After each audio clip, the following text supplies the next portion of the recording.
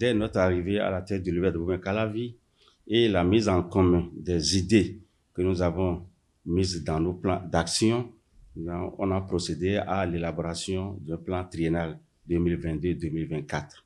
Et c'est ça qui nous a permis de réaliser beaucoup de choses, ceci dans tous les domaines. Il y a eu, comme vous l'avez tous constaté, une certaine régularité quand même dans les inscriptions et aussi une amélioration du système d'inscription. On est passé déjà du partenariat avec les banques pour qu'ils puissent permettre non seulement aux étudiants d'avoir la possibilité de faire les paiements plus facilement, mais aussi d'avoir une interaction directe avec la scolarité à travers Okapi que nous sommes aussi en train de revoir les nôtres. Au niveau du CEU, du service des études et de l'orientation, nous avons véritablement travaillé à harmoniser les offres de formation. Il y en a pas mal et pendant qu'on prenait service, il y avait déjà un travail qui était en train d'être fait pour clarifier un peu cet espace de formation où on observait un peu trop de doublons.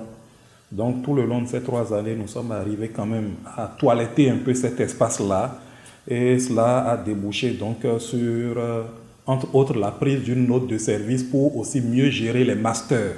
En ce qui concerne les écoles doctorales, on a pu entreprendre des réformes en ce qui concerne les pratiques de suivi des études doctorales. On a pu améliorer la qualité des soutenances à travers l'instauration du plagiat pour tous les étudiants. Ce qui fait qu'aujourd'hui, la qualité de nos thèses ne sont plus, disons, à douter. Également aussi au niveau du suivi des écoles des étudiants, on a institutionnalisé les points de thèse systématiquement à tous les étudiants.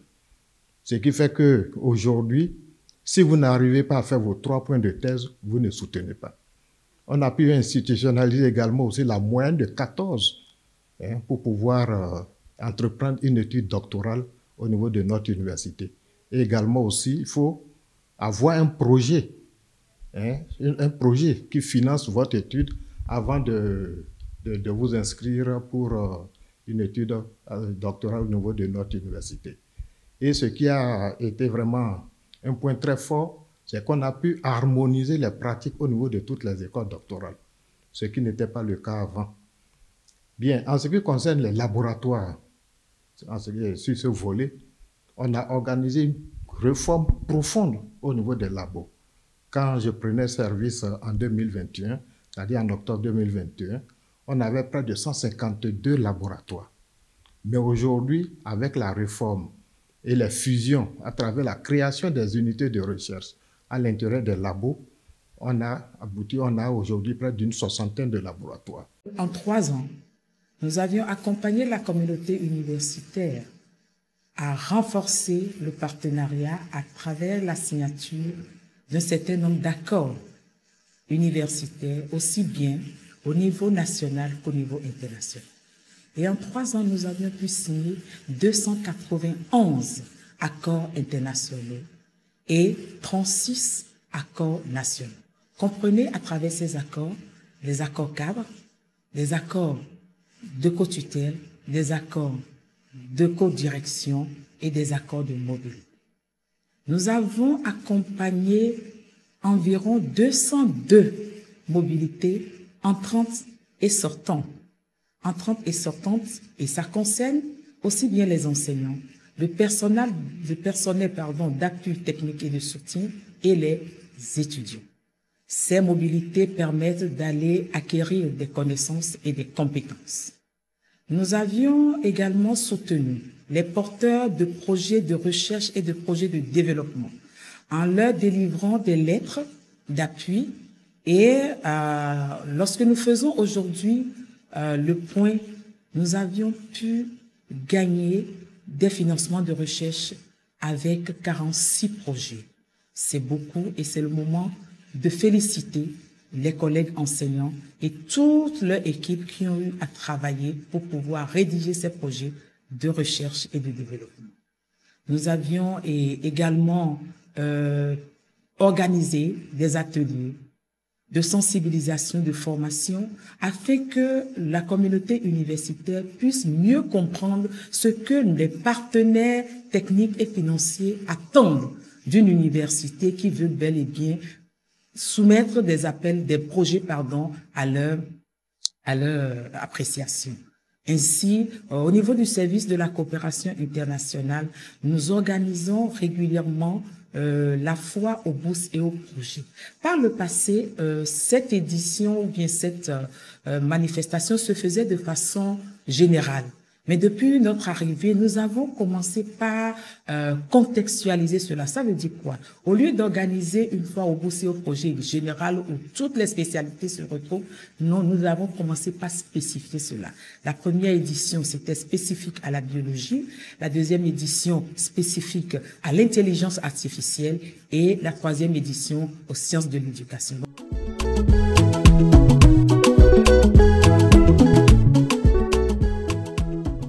Sur le plan financier, vous avez vu, on a amélioré la gouvernance financière en faisant régulièrement le point maintenant à toute la communauté universitaire, notamment les chefs d'entité. Et il ne faut pas oublier qu'on n'a jamais connu de retard dans la présentation des résultats, des outils financiers. On n'a jamais connu de retard en ça là. Et on a procédé à l'épurement des dettes qu'on avait contactées, des dettes de 2018.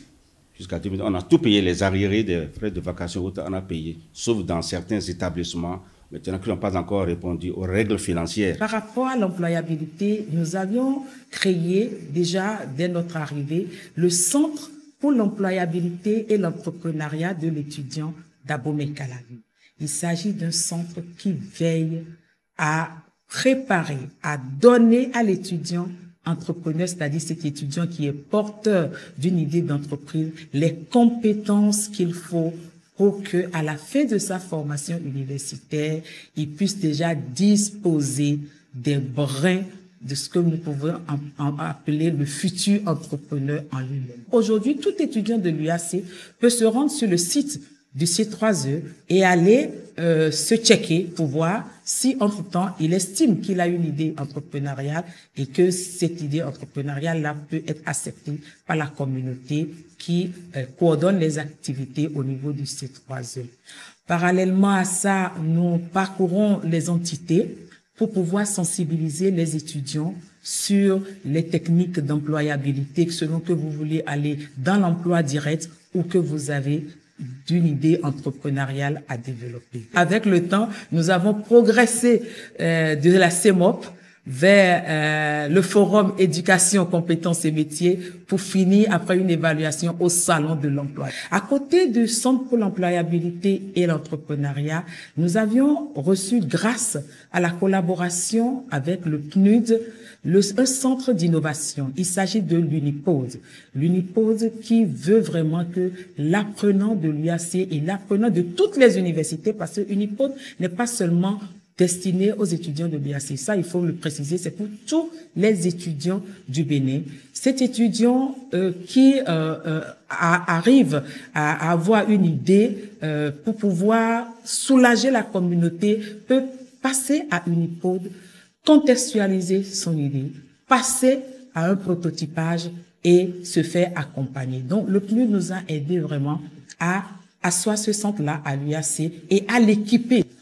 Toujours du côté de l'employabilité, nous avions développé et mis à disposition de tous les apprenants de l'université d'Abomey-Calavi, et ceci est valable également pour les 3 autres universités publiques du Bénin, ce que nous appelons le statut de l'étudiant entrepreneur.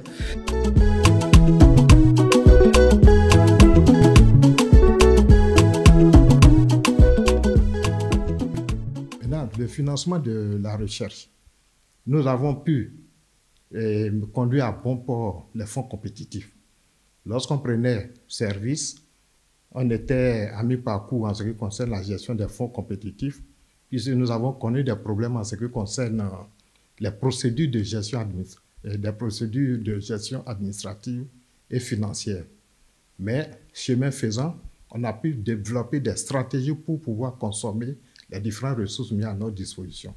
Si bien que, au niveau des 16 projets je peux dire aujourd'hui avec fierté qu'une douzaine ont pu finir et tous les étudiants ont pu soutenir. Pour la première fois dans l'histoire de notre pays, l'université d'Abomey-Calavi a pu placer 20 brevets, ce qui n'a jamais été fait. Et je peux le mettre à l'actif de notre mandat et également aussi des activités que nous avons menées pour décrocher ce projet à travers le programme Variwa qui nous a financé et qui nous a permis d'accompagner les chercheurs des différents laboratoires de l'UAC, et ce qui fait qu'on a pu obtenir 14 brevets. Et à travers ces 14 brevets, c'est les recherches au niveau de notre université vraiment qui sont mis en exergue, et également aussi ça permet vraiment une bonne appréciation, et ça permet à ceux-là qui souvent disent qu'on ne sait pas ce qu'ils font à l'université, ça leur a permis de le voir.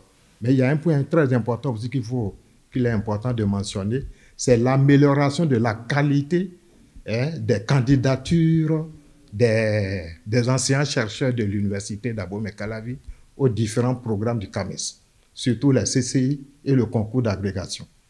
Et ça, bon, je ne me fais pas d'éloge. Aujourd'hui, lorsque les évaluateurs, les experts tombent sur les dossiers des Béninois, eux tous apprécient la qualité du montage de ces dossiers. Cela est dû à la qualité des personnes que nous sélectionnons pour pouvoir évaluer tous ces dossiers-là. Et cela a vraiment amélioré la performance de notre université en termes de résultats globaux par rapport aux différentes participations au CCI.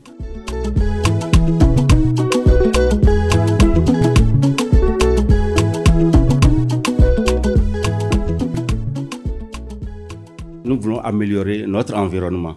L'environnement, ça qui nous a conduit maintenant à réaliser les travaux que vous voyez là, à savoir le pavage, le drainage des eaux. Nous avons fini ce bâtiment que vous avez vu, on a équipé entièrement.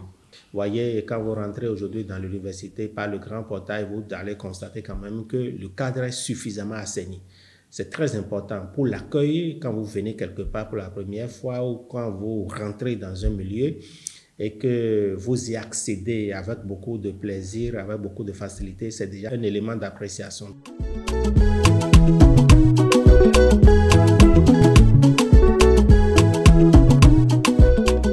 Au niveau de la faculté des sciences et techniques, nous avons travaillé en parfaite intelligence et en parfaite complicité avec l'équipe rectorale pour aboutir à des résultats très importants. Pour preuve, vous avez vu la dernière fois, pour la première fois, grâce au soutien de la ministre, grâce au soutien à l'action de cette équipe rectorale, nous avons réalisé une année académique normale. On a commencé en octobre, en novembre, en septembre, nous avons fait le 31 juillet. Et vous connaissez bien les retombées. Grâce à cette équipe rectorale, nous avons procédé à la relecture de la plupart de nos curricula. Et également, grâce au soutien de cette équipe rectorale, nous avons réorganisé les modes de fonctionnement, notamment la manière d'organiser les examens, d'organiser les rémédiations. Donc, il y a eu des réformes de l'équipe rectorale qui ont impacté positivement les facultés. Et là, il faut leur être reconnaissant. Cette équipe rectorale, avec à sa tête le professeur Avlessi Félicien, a effectivement fait du bon travail. Je suis bénéficiaire de l'ensemble des programmes développés par l'équipe rectorale et je ne peux que dire que nous avons collectivement réussi sur plusieurs chantiers où nous avons déployé ce que je peux appeler des compétences avérées, notamment sur le plan de la mobilisation des ressources, sur le plan de la coopération, sur le plan de créer une certaine effectivité dans les partenariats. Il y a eu beaucoup de succès. Il y a eu beaucoup de réalisations. J'en veux pour preuve que ce que je peux appeler les mobilisations de ressources pour les projets intra-Africa. L'université d'Abomey-Calavi apparaît comme la première en Afrique de l'Ouest à mobiliser pour ce seul appel de l'Union européenne 5 projets. 5 projets de formation doctorale, de formation en master 5 projets qui contribuent au renouvellement académique des ressources humaines. Et ces 5 projets s'inscrivent dans 17 projets au total au niveau africain. Donc, voyez-vous, cette performance a été unique cette année et un tel résultat ne vient pas du jour au lendemain. Ça vient avec des préparations, ça vient avec des communications, ça vient avec l'esprit managérial qui a conduit à faciliter tout le processus. Sur les 3 années de gestion de l'équipe rectorale dirigée par le professeur Félicien Avlessi, il y a eu beaucoup de réformes, beaucoup d'innovations en termes de communication et d'information au sein donc de l'université. L'un des aspects que je voudrais souligner à ce niveau, c'est qu'au sein du Centre de gestion de l'information et de la communication, nous avons une web TV qui fait des reportages, qui assure donc la visibilité des activités au sein des entités, au sein des établissements de l'université et bien entendu au sein donc du rectorat, du cabinet des vice-rectorats. Nous avons également un magazine d'information. Bon, le magazine d'information, c'est celui-ci que nous avions, c'était un condensé de 12 pages qui paraissait mensuellement. C'était un mensuel de 12 pages, bon, que tout le monde connaît déjà. Mais depuis que nous sommes là, nous nous sommes dit, bon, en tant qu'institution d'enseignement supérieur et ayant franchi déjà le cap des 50 ans d'existence, il fallait quelque chose de plus valorisant, de plus crédible, de plus relevé en termes donc de magazine d'information. C'est pour cela que celui-ci est sorti. Donc, c'est un magazine trimestriel désormais que nous publions pour rendre compte de l'ensemble des activités dans les établissements de l'université au sein des vice-rectorats et en alternance donc avec les partenaires de l'université, des représentations diplomatiques qui passent ici à l'université.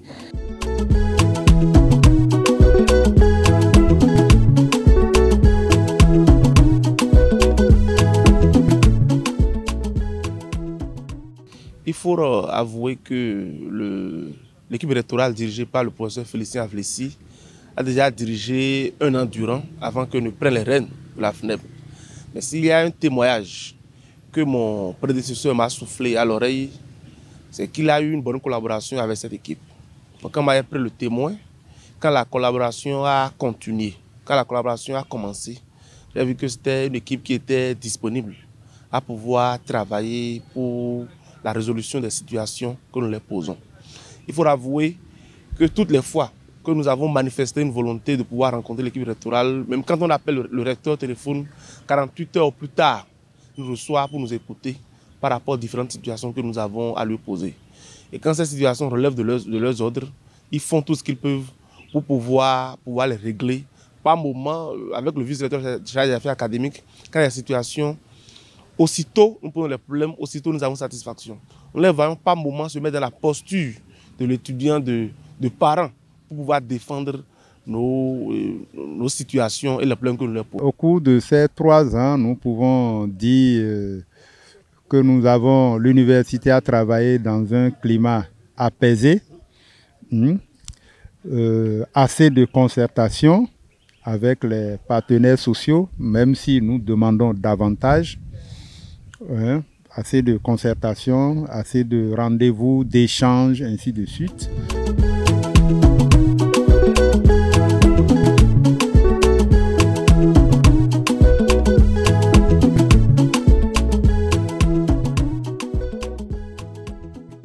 Le renouvellement des contrats des agents d'entretien, le renouvellement des contrats des agents de sécurité, le dossier assurance maladie. Ce sont des dossiers mais dont les solutions ne se trouvent pas ici. Donc nous sommes en train de frapper à toutes les portes maintenant pour trouver les solutions convenant à ces problèmes-là. Il y a aussi le dossier recrutement de personnel. Nous avions parlé de l'amélioration de la qualité de l'enseignement. Mais des gens vont à la retraite, des gens meurent. Donc tant qu'on n'a pas connu un recrutement massif dont j'ai toujours parlé, vraiment ça ralentit un peu notre élan.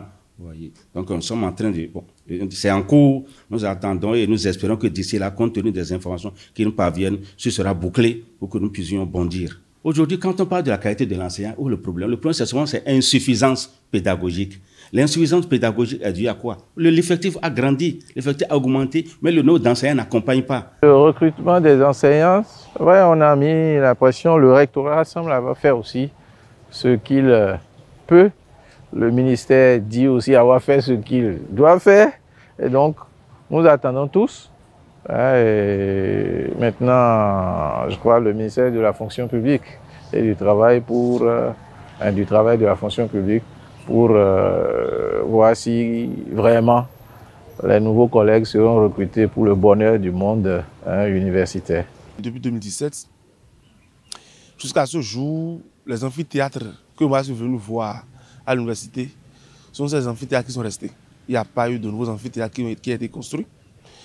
Et en plus de ça, vous voyez l'éclairage à l'université. L'équipe rectorale a fait un effort, mais cela reste encore à faire.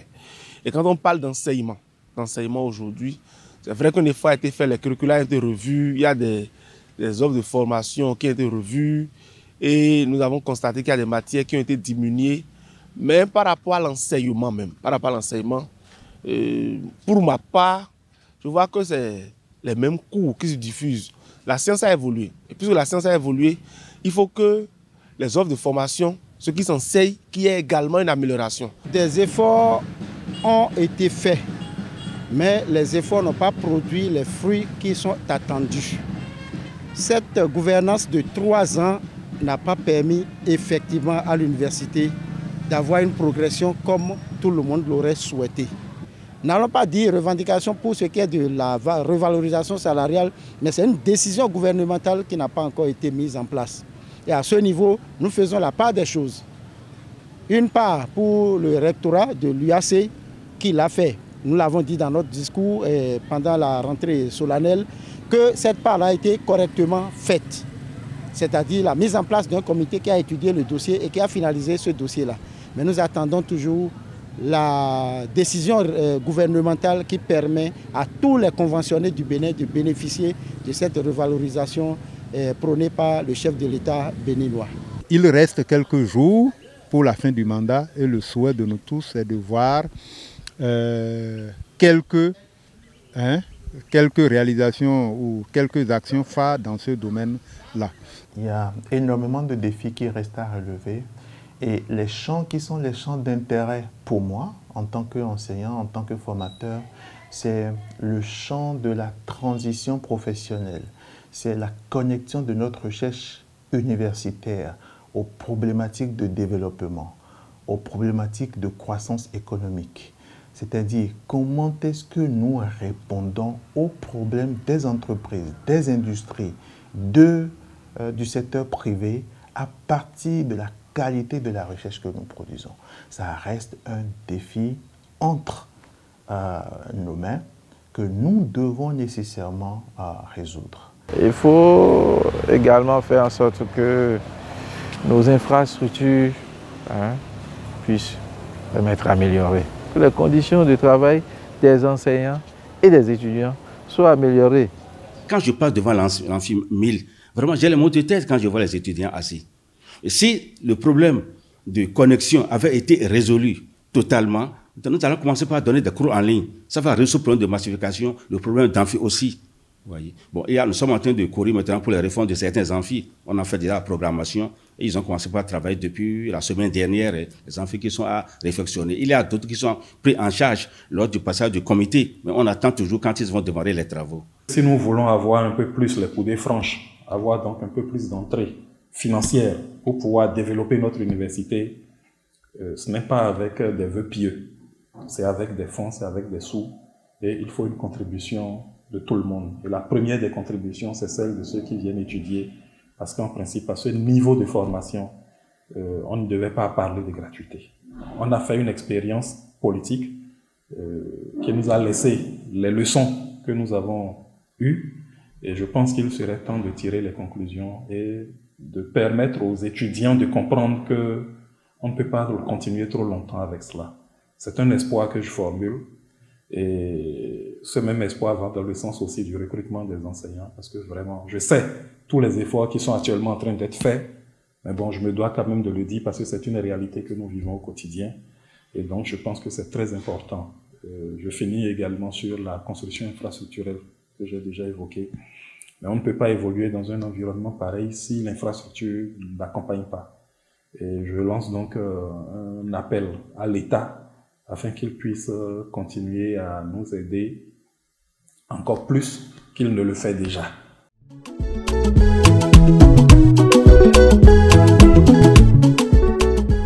Universitaire, c'est elle qui doit nous juger, ce n'est pas moi qui dois répondre à leur place. Seulement, vu tout ce que nous avons fait, ils ne peuvent qu'avoir qu'un regard positif sur notre gestion.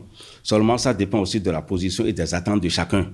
Celui dont le problème est entièrement résolu, maintenant, il va noter positivement. Mais celui dont le problème est partiellement ou bien n'a pas trouvé sa solution, vous voyez la réponse qu'il va donner. De toute façon, nous avons fait de notre mieux.